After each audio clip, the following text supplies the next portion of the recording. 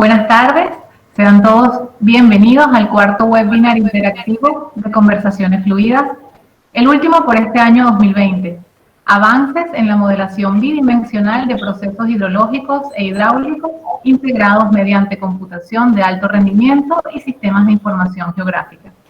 Mi nombre es Carol Sánchez y voy a acompañarles como moderadora del evento. Antes de dar comienzo a la actividad y a manera de optimizar la comunicación, queremos dar las siguientes recomendaciones.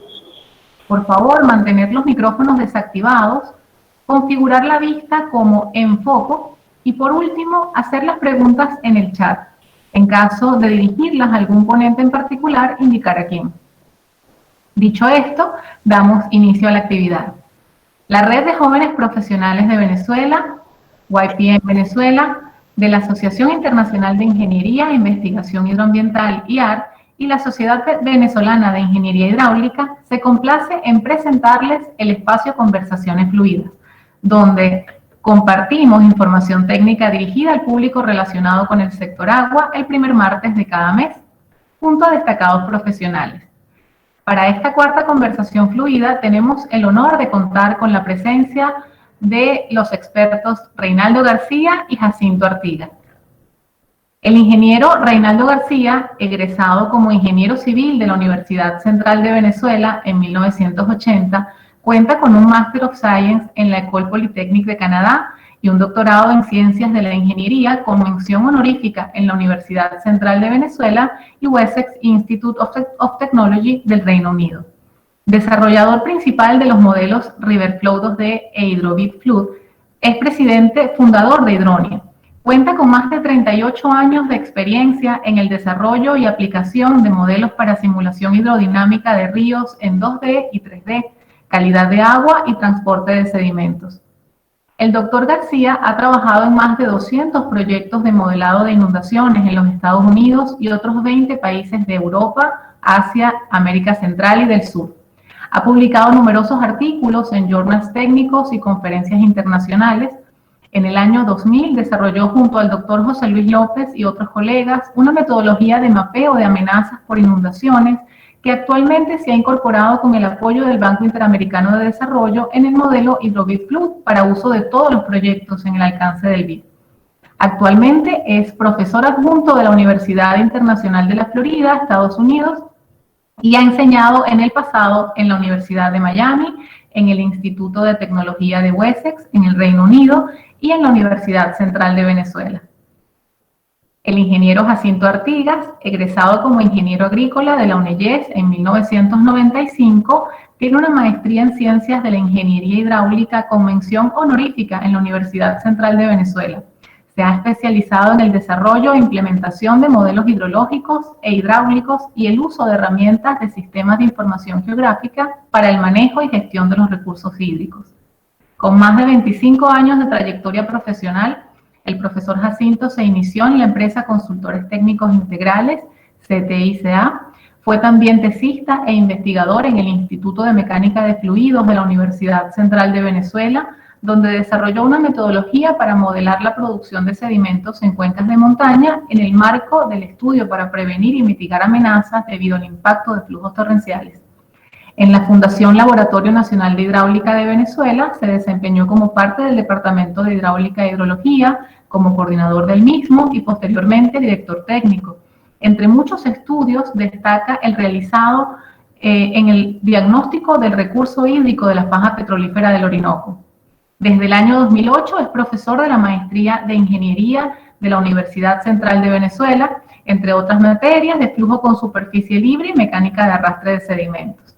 También es ingeniero senior en la empresa Hydronia LLC, en aplicaciones de modelación y en el desarrollo de la interfaz en QGIS para el modelo Riverflow 2D e Hydrovit Flood. Ingenieros, bienvenidos.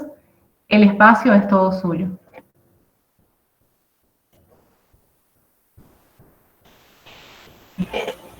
Muchas gracias, Carol. Bueno, muchísimas gracias, Carol. Ante nada, agradecerte a ti y a todo el grupo maravilloso de jóvenes talentosos de la seccional de la IHR en Venezuela. Además es un gran honor para mí, y estoy seguro que para Jacinto también, estar aquí con ustedes compartiendo esta información y además contar con tan notable grupo de personas, varios de ellos profesores míos en mi época de joven estudiante, como ustedes lo son ahora. Entonces, bueno, muchísimas gracias y bueno, vamos a comenzar la presentación. Vamos a compartir.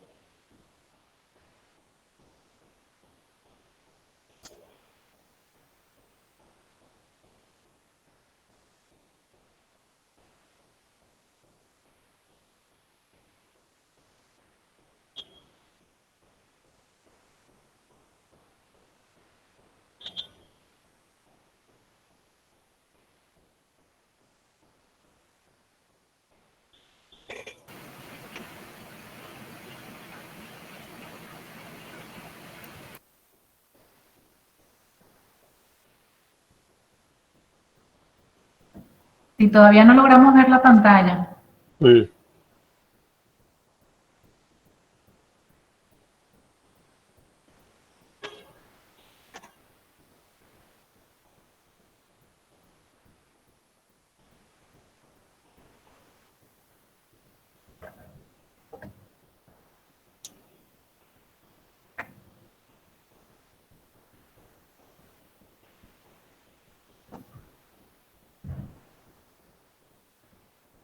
Sí, no, ¿nos escuchas, Reinaldo?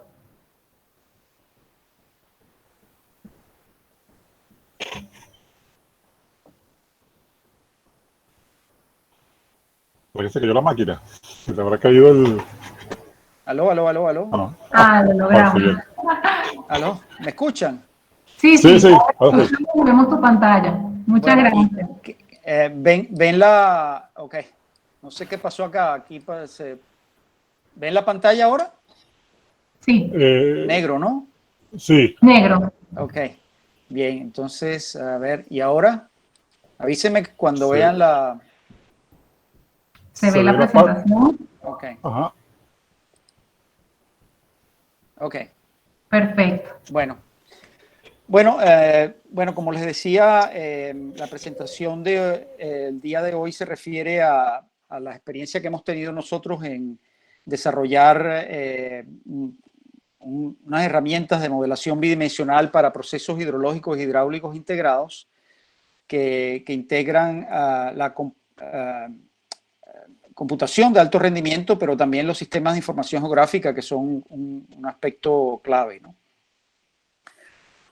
Nada de estas cosas se hacen por sí solas y, digamos, con esfuerzos individuales, sino que es esfuerzo de un gran número de personas y además del apoyo de instituciones, como es el caso del Grupo de Hidráulica Computacional de la Universidad de Zaragoza, con quien tenemos un convenio de hace varios años.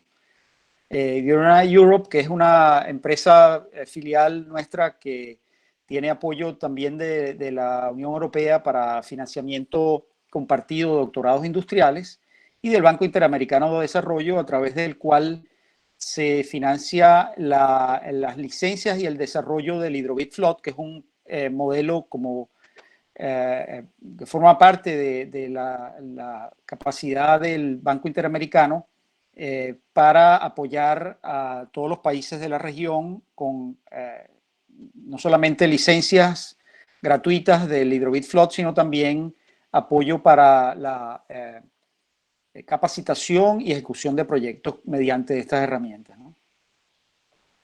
En, digamos, en los comienzos, cuando se comenzó las modelaciones hidráulicas e hidrológicas, se subdividían los procesos de manera que la parte hidrológica se ejecutaba por su propia cuenta, se aplicaba un modelo hidrológico de escorrentía y que contemplaba la escorrentía, las pérdidas, la lluvia, etcétera, y eso generaba hidrogramas de salida de la cuenca en donde se aplicaba el modelo. Una vez que se tenía eso, entonces se aplicaban los modelos hidráulicos y los modelos, perdón, ¿me están escuchando? Es que no sé si... Sí, Sí, sí, se te escucho, escucha muy perdón. bien, se escucha Perdón, es perfecto. que como recibí un mensaje de Jacinto que me decía que no se escuchaba, pero es el anterior, disculpe.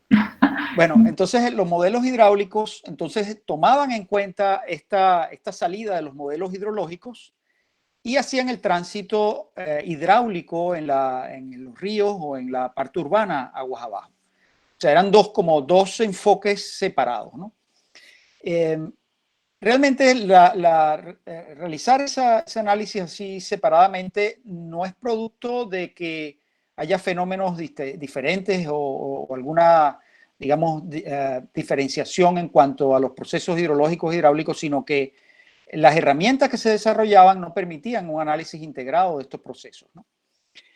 La tendencia actual y lo que le vamos a hablar hoy es justamente de esa integración que se hace tanto de los procesos hidrológicos de lluvia escorrentía y los procesos de tránsito, donde en realidad no se hace diferenciación alguna de ninguno de estos procesos, sino que todo ocurre en un mismo ambiente. De manera que lo que es la cuenca hidrográfica y la zona de afectación aguas abajo, que puede ser una zona urbana, un río o cualquier región aguas abajo, se tratan en el mismo contexto. Esto, por supuesto, trae una serie de retos que provocan, digamos, la necesidad de desarrollar unas herramientas que se puedan adaptar. Primero que muchas veces tenemos un entorno urbano que tiene edificios, calles, es muy complejo y tiene contornos irregulares. Hay estructuras hidráulicas, diques, muros, carreteras, compuertas, que requiere también un tratamiento especial. Hay múltiples entradas, afluentes, salidas de flujo también en distintas zonas. Puede haber un estuario aguas abajo que requiere un tratamiento especial.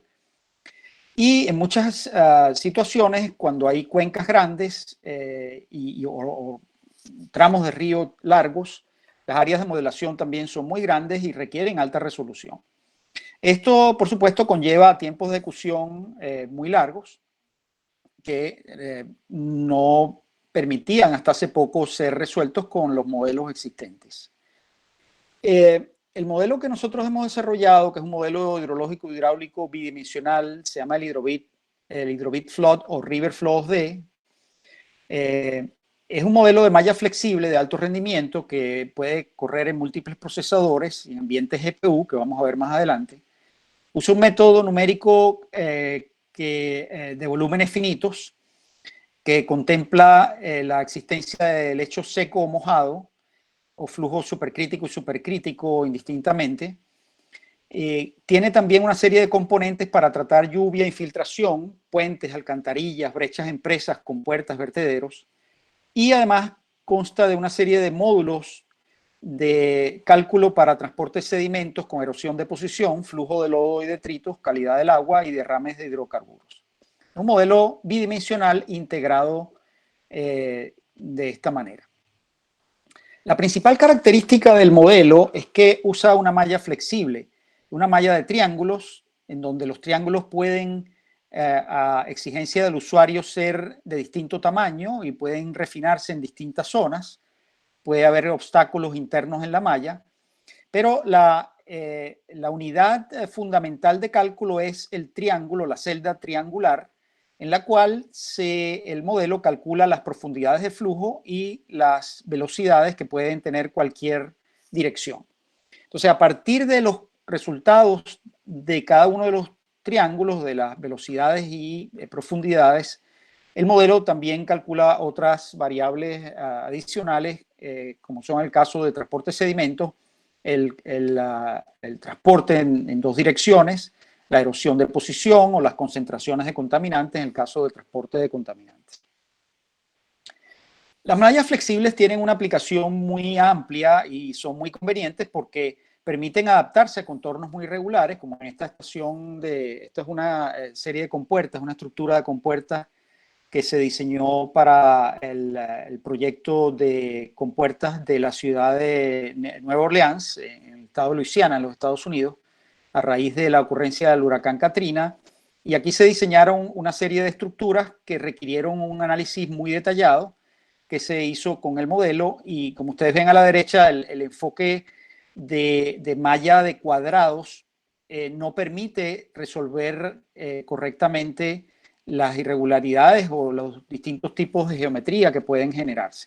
Pero además de la adaptación geométrica, esto tiene unas implicaciones también desde el punto de vista de optimización, porque, por ejemplo, la malla que ustedes ven a la izquierda requería 400.000 celdas para resolver la zona, mientras que una malla equivalente de resolución equivalente requiere 2.200.000 celdas, porque no permite adaptar el tamaño de los cuadrados, sino que el número de cuadrados es uniforme. Esto, por supuesto, también tiene implicaciones en los tiempos de cálculo, porque resolver 2.200.000 celdas cada paso de tiempo es mucho más costoso que resolver 400.000. Todos estos desarrollos permiten obtener soluciones bastante realistas para situaciones como las que muestro en la pantalla. Es una animación de una inundación para la población de Macuto, en el norte de Venezuela, en donde se simuló distintas inundaciones a través de la estructura urbana, tomando en cuenta las calles, los canales y distintas estructuras que hay en esa zona con alta resolución de terreno y también alta resolución de la malla. Las simulaciones hidrológicas e hidráulicas mediante computación de alto rendimiento en realidad no se hace de una manera muy sencilla, requiere un gran trabajo computacional y de desarrollo de programación. Y les voy a explicar brevemente cuáles son las diferencias fundamentales de este enfoque, ¿no? Primero, los programas secuenciales, que son los programas que mayormente nosotros estamos acostumbrados a hacer. Si ustedes hacen un programa de cálculo, normalmente se hace a través de una serie de instrucciones que se ejecuta una después de la otra.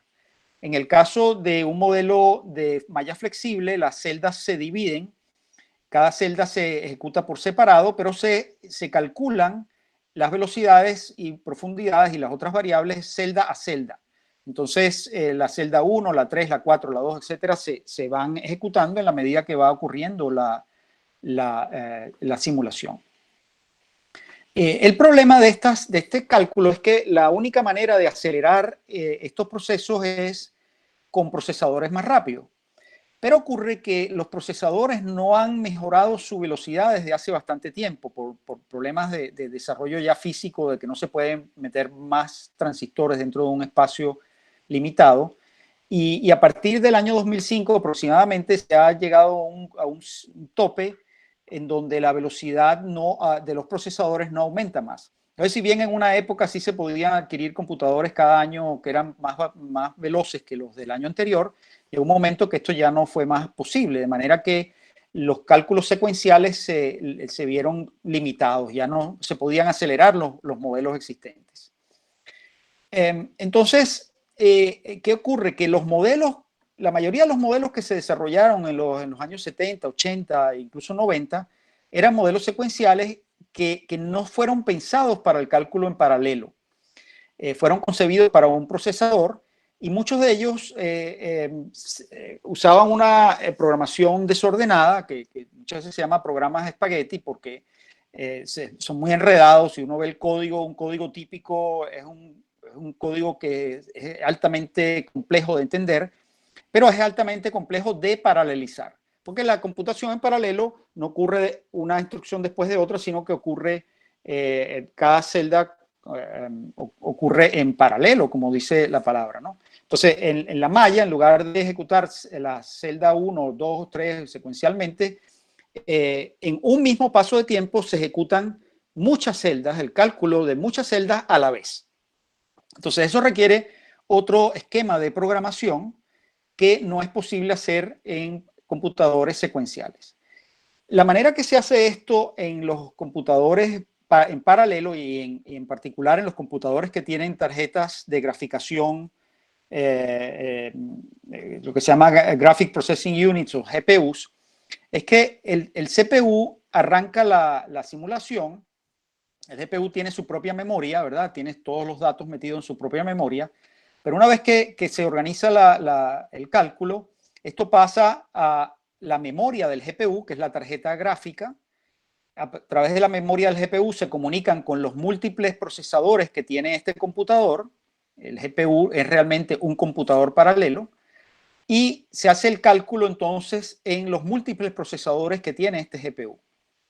Una vez que se ejecuta el cálculo en ese ambiente de múltiples procesadores, se regresa a la memoria del GPU y eventualmente se hace la salida vía el CPU. Entonces, la parte izquierda es digamos, la computación tradicional y la parte derecha es la computación moderna en paralelo. Los computadores en paralelo han existido hace muchísimos años. De hecho, hay computadores desde los años 60, ya había computadores en paralelo, pero eran supercomputadores muy costosos y de muy difícil acceso. Entonces, a partir digamos, casi que fue un descubrimiento que los procesadores gráficos se podían utilizar como computadores en paralelo. Hubo un gran desarrollo de esta tecnología y como ustedes ven aquí son tarjetas gráficas que son algunas de ellas bastante asequibles, otras son bastante más costosas, pero tienen algunas de ellas 5.000 procesadores, como ven acá.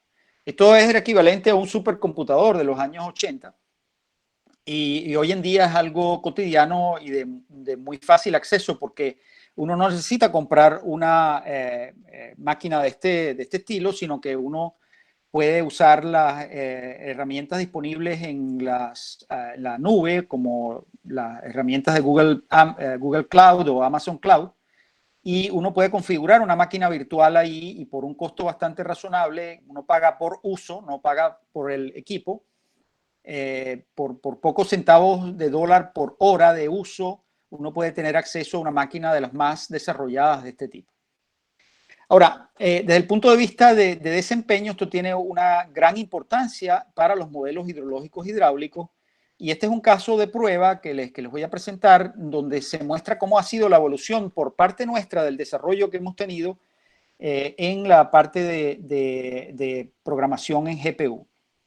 Entonces, por ejemplo, estas son 3 mallas de cálculo para este caso. Este es un cálculo, un tramo de un río que nosotros probamos, con mallas de distintos números de celdas, 19.000, 150.000 hasta 1.800.000 celdas.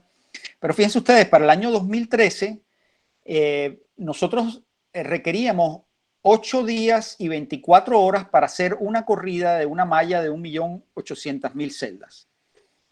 Eso fue al comienzo del desarrollo GPU que nosotros teníamos, donde aún no funcionaba toda esa tecnología para nuestro modelo. En el año 2015, 2 años después de ya tener esto, ya habíamos bajado el tiempo de cálculo a prácticamente 2 horas, entiéndase, de casi 9 días a 2 horas. Estas son distintas tarjetas gráficas que hoy en día estas están descontinuadas, pero eran de muy fácil acceso. Para el 2016 estábamos en 1 hora y media. Para 2018 estábamos en 1 hora. Y con las últimas tarjetas gráficas que hemos tenido acceso, estamos hablando de 18 minutos. Eso significa unas aceleraciones de casi 700 veces con respecto a los primeros o a la computación secuencial, ¿no? De manera que de 9 días bajar a 20 minutos tiene una serie de implicaciones prácticas en cuanto al uso de estos modelos, porque se pueden resolver problemas muchísimo más amplios, con más resolución, o resolver en el mismo lapso de tiempo muchísimos más escenarios de los que se podían resolver hace pocos años. Yo le voy a presentar un caso de estudio, no me va a dar chance de presentar 2 que tenía pensado, pero por el tiempo que he perdido ya con la primera parte de la presentación, pero quiero mostrarles cuál es la importancia que esto tiene y algunos casos en donde se ha aplicado este tipo de tecnología. El primer caso es el caso de la isla de Tasmania. La isla de Tasmania es una isla que queda al sur de Australia, ampliamente famosa por el llamado demonio de Tasmania. Pero es una isla bastante grande, tiene unos 350 kilómetros por 315 kilómetros, una isla triangular, 68.000 kilómetros cuadrados, y el gobierno de la isla, que forma parte de Australia, quería tener un único modelo hidrológico hidráulico de toda la isla, absolutamente toda la isla, un modelo que funcionara para poder resolver tormentas que azotaran la isla en distintas direcciones y que no trataran la isla de manera aislada en el sentido de cuenca por cuenca, sino que todas las cuencas se tomaran en consideración. Y es por eso que las 350 cuencas de la isla se consideran en este modelo en una sola malla. Esa sola malla tiene distintas resoluciones, se hizo en base a un modelo LiDAR, que incluye incluso otras islas del archipiélago. O sea, dentro del modelo no solamente está la isla principal, sino las islas secundarias en una sola malla. O sea, que la malla incluye incluso parte del océano que está conectando a las islas. Hay celdas que van desde los 500 metros hasta celdas de 1 metro en las zonas de mayor interés. O sea, que hay una gran variabilidad de los tamaños de celda para un total de 8 millones de celdas aproximadamente. Aquí ustedes ven un detalle de la malla en un punto. Estas zonas negras son canales y aquí ven lo abrupto del territorio que ha sido resuelto por esta malla triangular, y ven los triángulos que resuelven cada una de las ecuaciones. Esta es una corrida de unas 9 horas. Es una animación bastante rápida, pero o sea, es el video de la animación, pero vean ustedes que se resuelve toda la isla simultáneamente. Esto es una tormenta que tiene una dirección de cruce por la isla y tiene unas 9 horas de duración. Este es un detalle para que vean la cantidad de cuencas que hay en toda esa zona, ¿no? Por supuesto, esto sería completamente imposible resolver de una manera secuencial con modelos que no tomen en cuenta la paralelización. Y ese modelo fue verificado y calibrado en muchísimos eventos. Este es uno de ellos donde esa misma tormenta se utilizó para una parte de una zona urbana y se pudieron comparar marcas de inundación con los resultados del modelo con unos errores bastante bajos en cuanto a la reproducción de las marcas de inundación por el modelo River Flow D. En cuanto al desempeño, bueno, los tiempos de cálculo para una tormenta de 9 horas involucraba en un procesador paralelo de 8 procesadores CPU, tardaba 3 días y 18 horas, pero con una tarjeta GPU Tesla K40, eso lleva solamente 4 horas y media. Ahora, en este momento, esa misma malla está resolviéndose en el orden de 1 hora con la tarjeta Tesla V100. Bueno, este es otro caso que lamentablemente no lo voy a dar en detalle, pero es el río, se llama el Red River del Norte. Es un río de 650 kilómetros de longitud hasta la frontera con Canadá. Cruza 2 estados de los Estados Unidos, South Dakota y North Dakota. Es un río muy, muy grande, pasa por la ciudad de Fargo. Y bueno, el National Weather Service utiliza el modelo para hacer predicciones de inundaciones en toda esta zona. Lo curioso de esto, aparte de que, bueno, ha sido comparado también con mediciones y se ha obtenido bastante buena aproximación. Estas son las comparaciones de mediciones para una inundación del 2011 que ocurrió, mediciones de campo con altura del agua dadas por el modelo. Y manchas de inundación que también se compararon entre el modelo y fotografías aéreas. Pero lo curioso que quería comentarles es que el desempeño del modelo resultó ser aún más rápido que un modelo unidimensional HEC-RAS. Es decir, la tecnología bidimensional con GPU es tan impresionante desde el punto de vista de aceleración que permite que los modelos bidimensionales puedan ser aún más rápido que algunos modelos unidimensionales. Bueno, discúlpenme por los tropiezos, pero bueno, ahora pasaremos a la parte de integración con sistemas de información geográfica que va a estar a cargo de Jacinto Artigas. Ok. Empezamos. Vamos a pasar a la siguiente. Para empezar. Bueno, vamos a empezar a hablar de digamos, el avance que ha significado también la integración de los sistemas de información geográfica a los modelos matemáticos. Aquí vemos un ejemplo en los años 90 de una interfaz de ventana que ya era un avance de por sí, porque permitía pues, ingresar la información sin necesitar una ayuda a memoria, porque ya había unos campos que le decían al usuario qué era cada valor y cómo ingresarlo. Pero si vemos en esta pantalla, fíjense que es una simulación de una cuenca discretizada en 23 subcuencas, cada una de esas representada por ese botoncito. Cada botoncito de esos necesitaba al menos 12 ventanitas de esas que ustedes ven aquí, para cargar toda la información que necesitaba ese modelo. Y todos esos campos mayormente eran información que había que ser preprocesada, hacer análisis espaciales de manera separada, para luego calcular los números e irse ventana por ventana cargando la información, y así para cada una de las subcuencas. Era un trabajo bastante engorroso y un trabajo que podía llevar semanas, solamente cargar la información que requería el modelo. A la siguiente. Por otro lado, tenemos a los sistemas de información geográficos que por su naturaleza ellos pueden pues, mover al sistema y se puede implementar un modelo de una cuenca con la abstracción que hacen los sistemas de información geográficos, donde entonces los elementos de la subcuenca se representan por capas de información. Empieza con la primera capa, que es el modelo digital de elevación, luego tenemos capas de cobertura vegetal, capas de unidades de suelo, y así las otras variables geográficas permiten modelar una cuenca, la siguiente, y no solamente en base a la relación espacial, sino como si un sistema de información gráfico es una base de datos, también permite modelar lo que viene siendo la interrelación entre los componentes de los elementos de ese sistema cuenca. Pero sin embargo, se ve limitado a simular o a modelar otros procesos como por ejemplo lluvias correntías, o sea que hasta un cierto punto también se ve limitado. Entonces, pero la siguiente,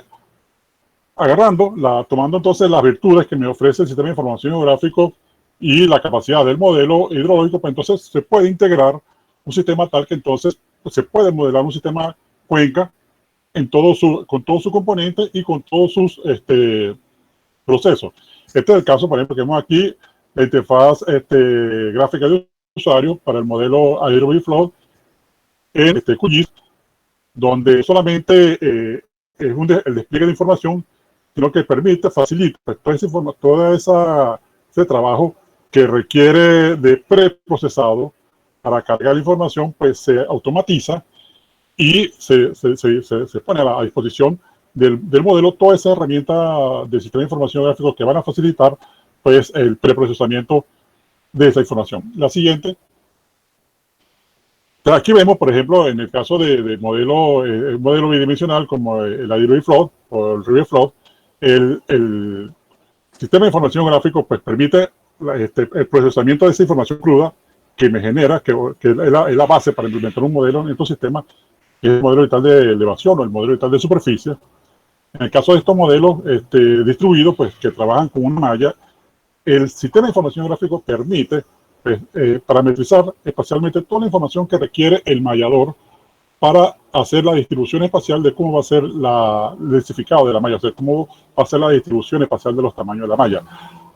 Toma también la información de las capas que pueden venir, por ejemplo, de imágenes satelitales como uso de la Tierra, hidrografía, y hace toda la análisis espacial, hace todas las abstracciones y pues pondera toda la información y la lleva al formato que requiere el modelo.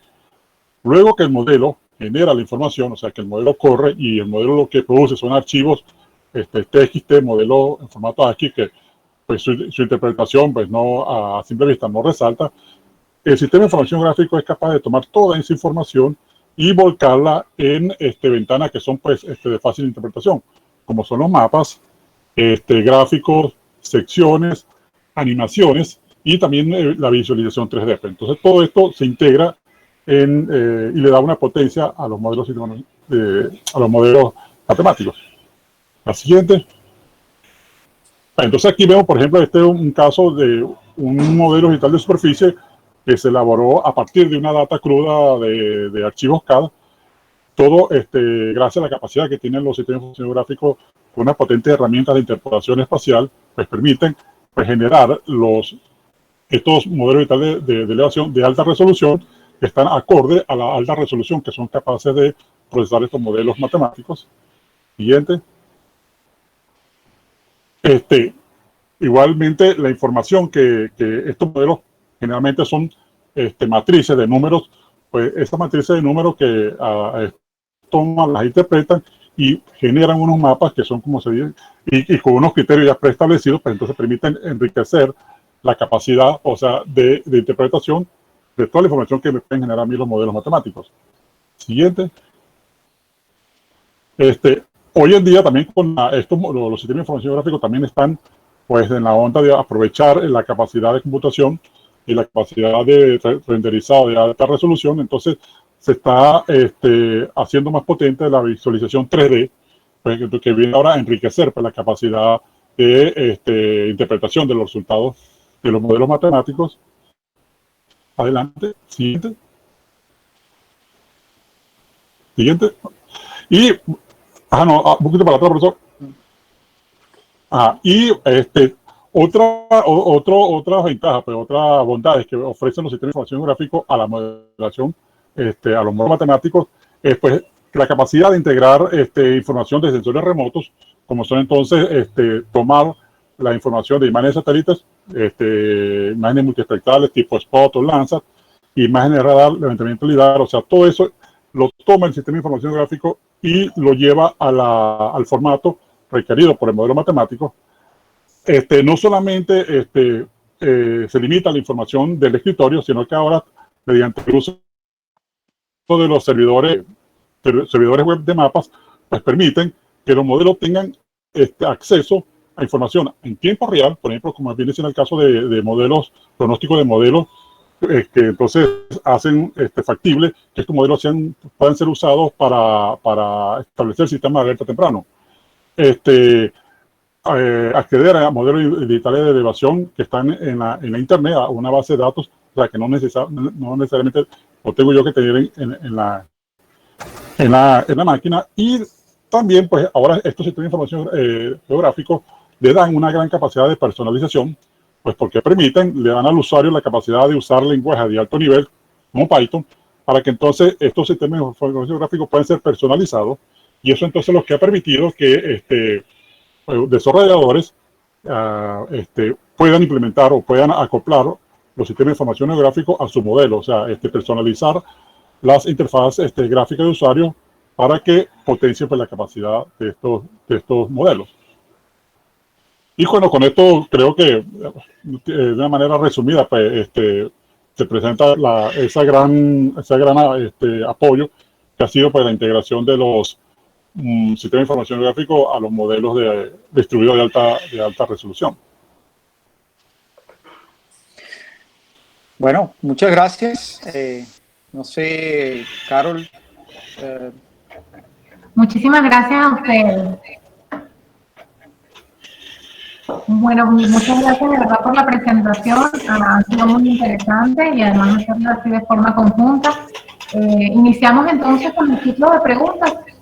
La dinámica sería la siguiente. Yo leería las preguntas de los participantes en el chat y, bueno, vamos a responder todas las que nos dé el tiempo disponible. Los invito entonces a compartir cualquier inquietud por el chat. Vamos a empezar con la primera. Emilio Martínez nos consulta. ¿Cuál cree usted sería el futuro de esta modelación para dar alertas tempranas sobre inundaciones, considerando el tiempo de cálculo? No está escrito a quién va dirigida, así que pueden responderla a cualquiera de los dos o quien prefiera. Bueno, no sé. Dale. Bueno, estos modelos por la alta capacidad que tienen o sea, si aprovechamos una computadora con una tarjeta gráfica, pues ya se pueden correr en los tiempos que son digamos, permisibles para estos sistemas de alerta temprano. Generalmente los sistemas de alerta temprano trabajan con modelos globales que están haciendo corridas cada 4 horas, cada 2 horas, pues tiempo suficiente para que un modelo de esto se ejecute tranquilamente unos 15 minutos, 20 minutos. También se puede trabajar con la modalidad de escenarios. O sea, en dado caso de que lo que se hace es que se corren escenarios con estos modelos y se genera una biblioteca de escenarios que también se pueden, como se dice, integrar a los modelos de pronóstico. Sí, yo quería agregar que hay un aspecto importante que estos modelos permiten, porque claro, lo que pasaba hace muchísimos años, cuando los modelos eran muy lentos, el modelo podía ser incluso más lento que la realidad. Es decir, uno iba a simular un evento de 6 horas de duración y el modelo a lo mejor tardaba 15 horas en correr. Entonces, obviamente, eso lo hacía completamente impráctico para ser utilizado en un sistema de alerta temprana en tiempo real, ¿no? Ahora los modelos corren en mucho menos tiempo y además con una resolución bastante grande, mucho menos tiempo que la realidad, de manera que un evento a lo mejor de 6 horas puede correr en pocos minutos, a lo mejor en 3, 4 minutos o menos. Pero adicionalmente a eso, los modelos estos, la idea es que pueda tener la información también de los datos en tiempo real. Porque a diferencia, por ejemplo, lo que le hemos presentado ahora, en donde se simula una tormenta que pasa por la zona, pero es una tormenta hipotética o una tormenta a medida que ya ocurrió y se quiere ver lo que pasaría, o es una tormenta de diseño.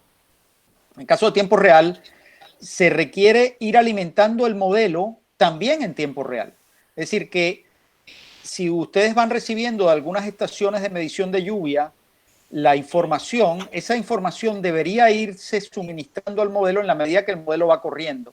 Entonces, esa interacción del modelo corriendo en tiempo real con también la entrada de datos en tiempo real es lo que hace ese paquete de herramientas que permite dar respuesta rápida para la emergencia, que es lo que se quiere en un sistema de alerta temprana. O sea, tratar de prever lo que va a pasar muy rápidamente, de manera que dé tiempo a avisar, ¿no? Entonces, es una interacción donde yo creo que en este momento ya tenemos las herramientas desde el punto de vista de tiempo de cálculo que son realistas y desde el punto de vista práctico también, y a la vez pueden conectarse con esas estaciones telemétricas que pueden también medir tener ese input en tiempo real. Muchísimas gracias. La segunda pregunta la realiza Rodrigo Suárez y consulta: ¿cómo es el proceso de calibración de un modelo tan complejo como el de Tasmania? Imagino que no es posible correr el modelo repetidamente y por prueba y error poder calibrarlo. Bueno, pues sí, pues sí es posible. En realidad ese es el proceso. El proceso es, en el caso de Tasmania, se tiene una base de datos de eventos, en donde en esa base de datos se tienen eventos de distinta duración con marcas de inundaciones en distintos puntos, y entonces se corre el modelo múltiples veces ajustando coeficientes, normalmente los coeficientes de rugosidad de Manning, que es lo que se utiliza principalmente como parámetro de calibración. Entonces, en realidad, el proceso de calibración que se ha utilizado en Tasmania es un proceso bastante convencional, no es un proceso de optimización como otro tipo de modelos que se puede hacer también, pero involucra múltiples corridas y en realidad en pocas corridas ya se logra la calibración. No es que por ejemplo, en el caso que yo les mostré, se requirieron 3 corridas nada más para llegar a la calibración del modelo. O sea que no es algo que requiera demasiado esfuerzo computacional. Muchas gracias. La siguiente pregunta la hace Juan Carlos Martínez Carabaño. Él consulta: ¿qué métodos posee el modelo para convertir la lluvia en escorrentía, gastos máximos? Bueno, buena la pregunta, porque en realidad el modelo Hydrovit Flood o River Flow 2D, que es un modelo hidrológico hidráulico integrado, no usa ningún método distinto de las ecuaciones de flujo de agua con superficie libre. Es decir, no hay ninguna parametrización distinta a las ecuaciones de flujo con superficie libre convencionales. Es decir, el modelo toma en cuenta la lluvia que cae sobre una celda en función de los gradientes de terreno, determina cuál es el escurrimiento que va a haber desde esa celda hacia otras celdas que hay vecinas, y así sucesivamente. Puesto que es un modelo distribuido, entonces requiere, por supuesto, que toda la cuenca se resuelva con estas celdas de distintos tamaños y pueda resolverse la red de drenaje, pero en sí el escurrimiento es producto de la solución de las ecuaciones de flujo con superficie libre en 2D. Y por supuesto, también se toma en cuenta la infiltración. O sea, cada celda ustedes pueden tomar en cuenta la infiltración, ya sea hay 3 métodos que se usan en el modelo: el método del Soil Conservation Service de número de curva, el método de Horton y el método de GreenAmp. Y con cualquiera de esos 3 métodos ustedes pueden calcular, el modelo puede calcular la infiltración en cada celda, ¿no? Y también considera la evaporación. De manera que no hay, o sea, en los modelos distribuidos no hay ninguna, digamos, no hay ninguna aproximación distinta a la que tienen las propias ecuaciones que se resuelven. Muchas gracias. La siguiente pregunta la hace Arturo Marcano. ¿Se entiende que son modelos de fondo fijo? ¿A qué distancia estamos de modelar los procesos de erosión de posición en el dominio de cálculo? Hola, Arturo, un gusto en que estés aquí con nosotros. Y bueno, y gracias por la invitación y todo el apoyo. En todo caso, el modelo tiene un componente de fondo móvil bidimensional que toma en cuenta sedimento en suspensión y arrastre de fondo. De manera que se puede integrar incluso hidrología con, o sea, por ejemplo, el efecto que tiene de generación de sedimentos en la cuenca por efecto de lluvia, ¿no? Porque se puede resolver sedimentos con erosión de posición, con 8 fórmulas distintas de arrastre para el caso de arrastre de fondo, y también con sedimento en suspensión con las ecuaciones de advección, dispersión de sedimento fino. Entonces, ese módulo también funciona en GPU y puede funcionar de manera acoplada, resolviendo las ecuaciones de flujo y las ecuaciones de transporte de sedimentos en 2D simultáneamente, o puede usarse de manera desacoplada, donde el flujo se calcula solamente cada ciertas etapas, no todos los, digamos, cada vez que hay cierto nivel de cambio de fondo es que se resuelve la hidrodinámica. Pero para procesos de erosión muy rápida, por ejemplo, que puedan ocurrir al momento de una rotura de una presa, no se puede desacoplar, y el modelo también funciona acoplado en ese aspecto. Entonces puede ser utilizado de esa manera. Muchas gracias. La siguiente pregunta la hace Olegario Alcalá. En vista de que los resultados de los modelos de inundación dependen de la resolución de la topografía, ¿consideran ustedes que los modelos digitales de terreno y de superficie, MDT y MDS, disponibles de manera abierta, son suficientes para obtener resultados aceptables? Y otra pregunta, ¿hay alguna variación significativa en los resultados al utilizar MDT y MDS procedentes del LiDAR, que son de alta resolución?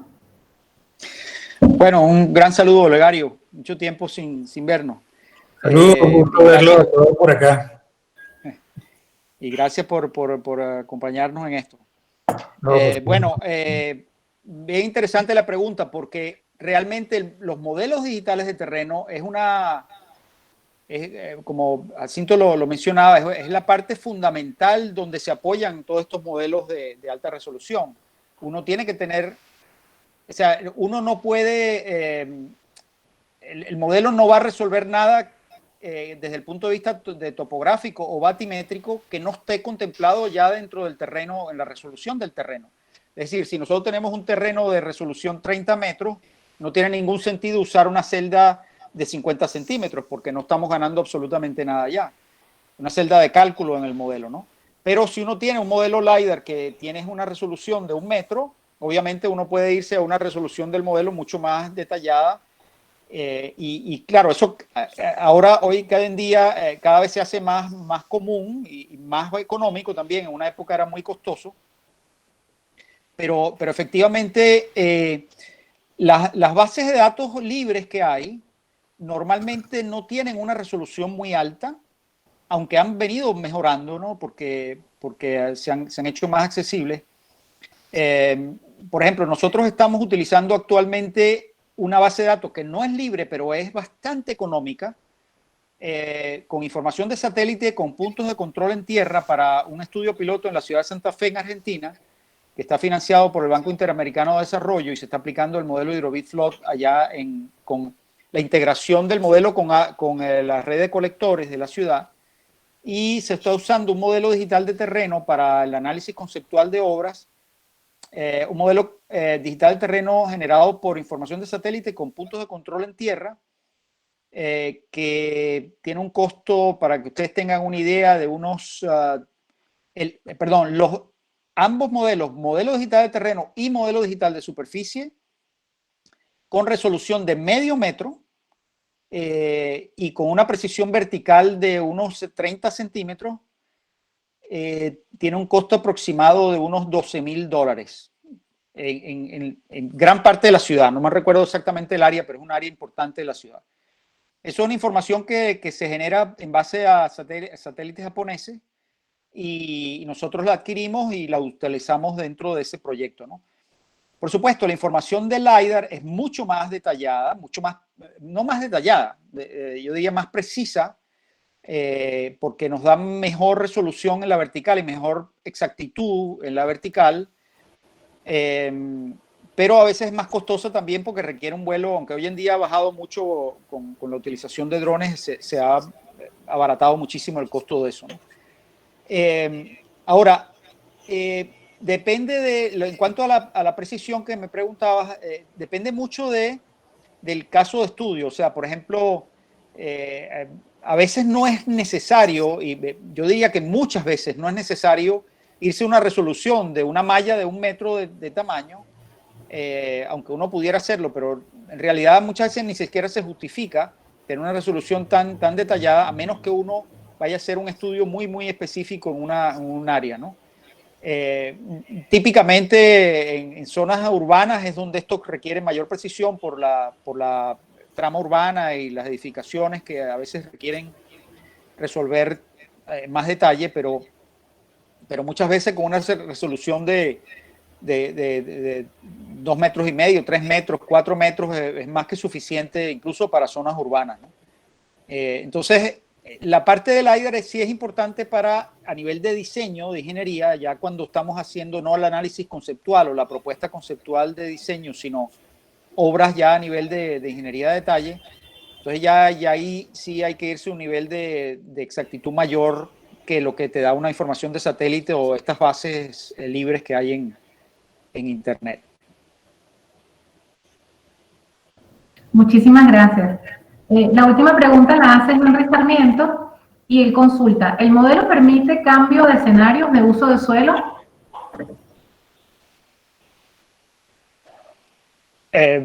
Bueno, sí, por supuesto, como Jacinto explicaba, uno puede tener capas de distinto uso de suelo y el uso de suelo puede determinar la infiltración, puede determinar la rugosidad del terreno, puede determinar distintas, digamos, superficies, y simplemente cambiando la capa correspondiente, eso genera, uno puede volver a correr el modelo y hacer incluso comparaciones. El modelo tiene herramientas que permite, por ejemplo, comparar la mancha de inundación, escenario 1 versus escenario 2 y determinar cuáles son las zonas que han mejorado o empeorado para distintos usos de la tierra, ¿no? Entonces, el modelo contempla ese tipo de opciones, ¿no?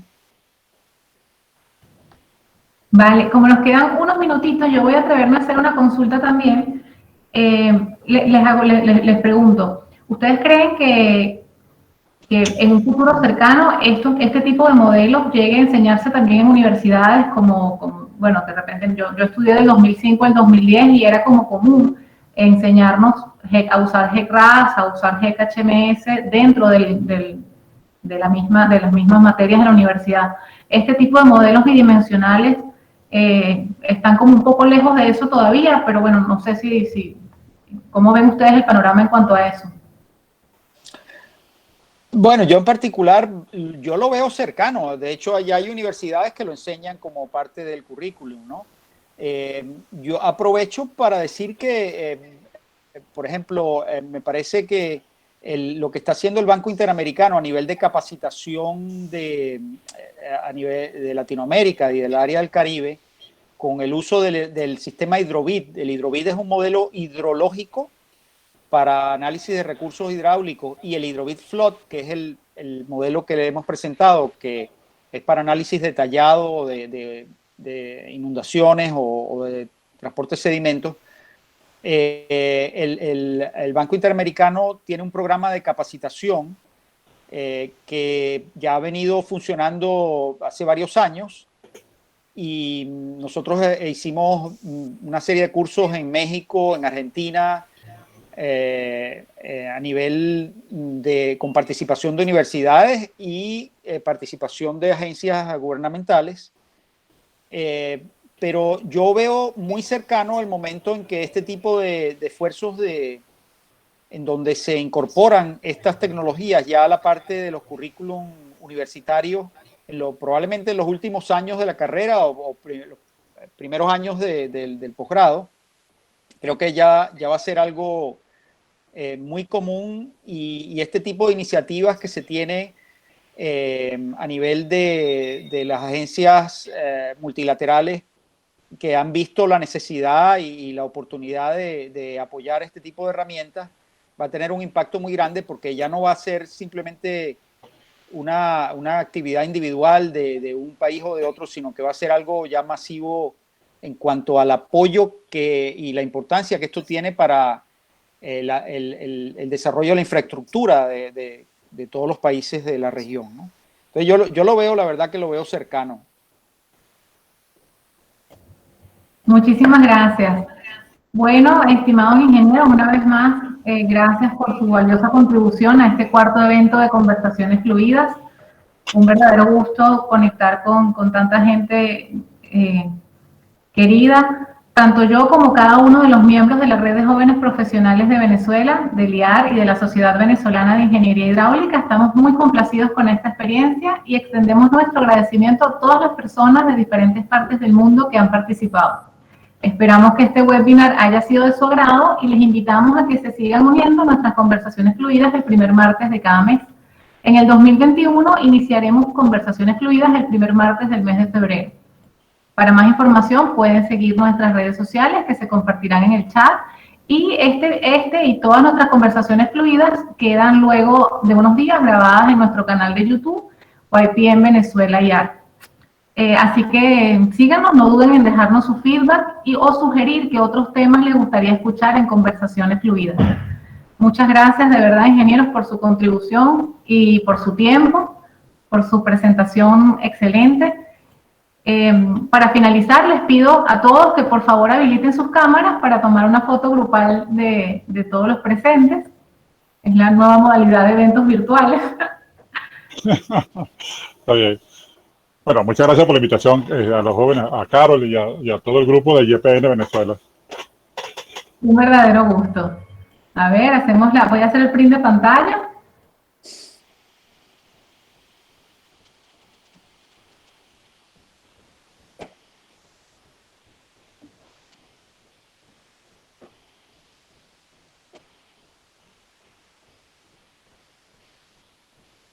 Muchas gracias. Bueno, les deseamos una muy feliz Navidad a ustedes y todos sus seres queridos y nos vemos el primer martes de febrero del año 2021. Muchísimas gracias. Gracias a ustedes. Gracias por la invitación. Bye.